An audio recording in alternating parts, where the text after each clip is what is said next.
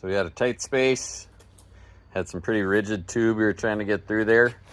So sometimes you'll run into this in between studs, or you'll end up with a loop-de-loop in between. You need to keep your line straight.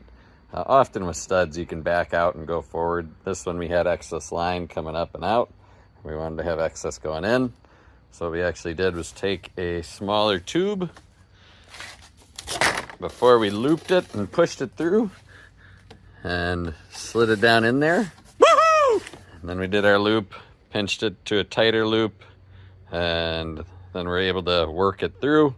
But adding the extra pipe inside gave us a little bit more rigidity and kept it from kinking. So cheers. Hopefully that helps.